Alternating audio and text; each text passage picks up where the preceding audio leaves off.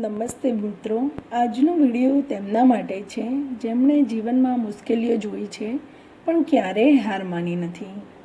હું તમને આજે એક એવી વાર્તા કહીશ કે જે તમારું દિલ હચમચાવી દેશે અને અંતે તમને પણ તમારી જિંદગી બદલવા માટે પ્રેરણા મળશે.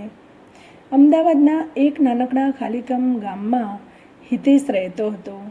પિતાએ આખી જિંદગી રિક્ષા ચલાવી અને માતા ઘરોમાં કામ કરતી. ઘર તો એવું કે છત પરથી વરસાદ પડે. હિતેશ સ્કૂલ જતો પણ જમવાનું ક્યાંથી લાવવું એ મોટી ચિંતાનો વિષય હતો. પિતાનું એક જ સપનું, મારો દીકરો કંઈક મોટું કરે. હિતેશ પાસે ભણવા માટે ન ફોન, ન લાઇટ, ન શાંતિ, બસ એક વિચાર, મારી મમ્મીને ગર્વ અનુભવ થાય એવું કંઈક કરવું છે. શાળા પૂરી કરી રાત્રે મજૂરી કરીને પૈસા બચાવતો. એની આસપાસના લોકો કહે, શું કરે છે આ છોકરો? સફળ થવાનું સપનું તો બસ પૈસાવાળાઓનું છે. પછી એક દિવસ એવો આવ્યો જ્યારે હિતેશે ગુજરાત બોર્ડમાં ટોપ 3માં સ્થાન મેળવ્યું.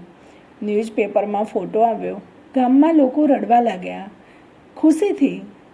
એ દિવસે હિતેશે પોતાની માતાને કહ્યું, આજે તમે નહીં રડો મમ્મી, આજે હું તમને ખુશીથી રડાવીશ. મિત્રો, એવા અનેક હિતેશ તમારી આજુબાજુમાં છે. કદાચ તમે પણ હિતેશ જ છો. ફરક એ છે કે હિતેશે પોતાનું સપનું ન છોડ્યું. જીવનમાં જો સફળ થવું હોય તો 3 વસ્તુઓ જોઈએ. 1 ધીરજ, 2 દ્રઢ નિશ્ચય અને 3 માતા પિતાના આશીર્વાદ. હવે જરા વિચાર કરો કે તમે તમારી મુશ્કેલીઓ પાછળ છુપાઈ રહ્યા છો કે એની સામે લડી રહ્યા છો. દરેક દિવસ એક તક છે. આજે તકલીફ છે પણ કાલે ઇતિહાસ બને છે એ તાજેતર. મિત્રો, તમારું સપનું કેટલું મોટું છે એ ફરક નહીં પડે, પણ તમે એના માટે શું કરો છો એ મહત્ત્વપૂર્ણ છે. એથી બધું નક્કી થાય છે. એ જ બચપનના રમકડા વિના ભણેલા છોકરાઓ આજે IAS છે. નાની હૂંફ વગર ઊંઘેલા યુવાનો આજે સાયન્ટિસ્ટ છે. તમે પણ તેવા બનશો. બસ એક પગલું ભરો.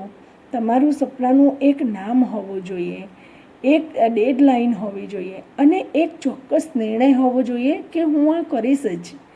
આજે તમે એક નવો શ્વાસ લો અને તમારી અંદર જે શક્તિ છે એને જગાવો. જો હિતેશ કરી શકે છે તો તમે પણ કરી શકો છો.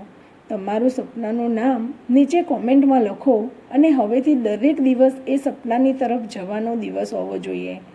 વિડીયો ગમ્યો હોય તો લાઈક કરો, મિત્રો સાથે શેર કરો અને આ કેવું લાગ્યો વિડીયો એ નીચે કોમેન્ટમાં જરૂર લખજો. મળીએ આગળની વાર્તામાં.